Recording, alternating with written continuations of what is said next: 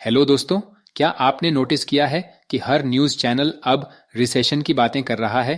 कोई कह रहा है यूएस मार्केट क्रैश होने वाला है, कोई बोल रहा है डोनाल्ड ट्रंप के आने से इकोनॉमी फिर पलट जाएगी। अब सच्चाई क्या है और इसका असर हम पर कैसे पड़ेगा, यही हम आज बहुत सिंपल तरीके से समझेंगे। क्लो जनते, यूएस मार्केट सिचुएशन क्या चल रहा है वहां। देखो, अभी अमेरिका में हालात थोड़े मिक्स्ड हैं। इंटरेस्ट रेट्स अभी भी हाई हैं, बोरोविंग कॉस्टली हो गई है और बड़ी बड़ी कंपनियों की अर्निंग्स धीरे धीरे दबाव में हैं। उदाहरण के तौर पर एप्पल एएपीएल की आईफोन सेल्स धीमी हो गई है, टेस्ला टीएसएलए के प्रॉफिट्स मार्जिन घटे हैं, अमेजॉन एएमजेएन कॉस्ट कंट्रोल कर रहा है और एनवीडिया एनवीडीए अभी भी स्ट्रांग है, लेकिन वैल्यूएशन बहुत ऊंचा है। अब डोनाल्ड ट्रंप के पॉलिटिकल कमबैक से मार्केट थोड़ा एक्साइटेड भी है और थोड़ा नर्वस भी, क्योंकि उनकी पॉलिसीज बिजनेस फ्रेंडली होती हैं। लेकिन ट्रेड वॉर और ग्लोबल टेंशन बढ़ने का भी खतरा रहता अब जानते हैं। रिसेशन फियर, क्रैश की बातें क्यों हो रही हैं? अब ये क्रैश आने वाला है वाली बातें क्यों बार बार सुनाई दे रही हैं? क्योंकि सिग्नल्स कुछ ऐसे हैं, जीडीपी ग्रोथ स्लो हो रही है, जॉब्स थोड़ी कम हो रही हैं और स्पेंडिंग भी घट रही है।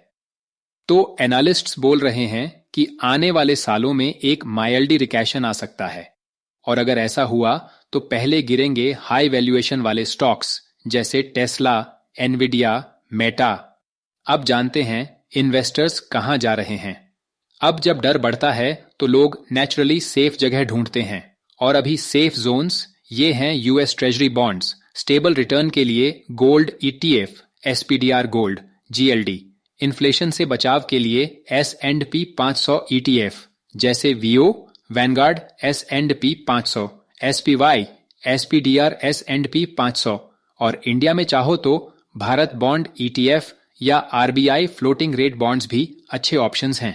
क्लो दोस्तों, ऐप जनते इंडिया पर इसका असर क्या होगा? अब सबसे बड़ा सवाल, हमें इससे क्या फर्क पड़ेगा? भाई, फर्क तो पड़ता है। जब यूएस मार्केट में पैनिक आता है तो फॉरेन इन्वेस्टर्स इंडिया से पैसा निकाल लेते हैं। इससे निफ्टी और सेंसेक्स में शॉर्ट टर्म करेक्शन आता है, लेकिन लॉन्ग टर्म में इंडिया की स्टोरी अभी भी स्ट्रांग है। एचडीएफसी बैंक, आईसीआईसीआई बैंक जैसे बैंक्स, एलएनटी, अडानी पोर्ट्स जैसी इंफ्रा कंपनियां और ओएनजीसी, एनटीपीसी जैसी एनर्जी कंपनीज रिसेशन में भी रिलेटिवली स्टेबल रहती हैं। अब देखते हैं कॉमन इन्वेस्टर क्या करे। अब बात करते हैं आप और हम जैसे इन्वेस्टर्स की। एक डाइवर्सिफाई करो, इक्विटी प्लस डेट दोनों रखो। 2 ETF में SIP करो जैसे Nifty 50 ETF, Sensex ETF, Bharat bond ETF। 3 थोड़ा कैश रखो ताकि गिरावट आए तो खरीदारी कर सको। 4 और सबसे जरूरी, पैनिक मत करो, हर गिरावट एक मौका होती है, बस पेशेंस और सही स्ट्रैटेजी चाहिए। तो दोस्तों, अब आपकी बारी। अगर रिसेशन आता है तो आप क्या करोगे? बाय द डिप या वेट एंड वॉच? कमेंट में जरूर बताना। प्लीज लाइक, शेयर और सब्सक्राइब द चैनल।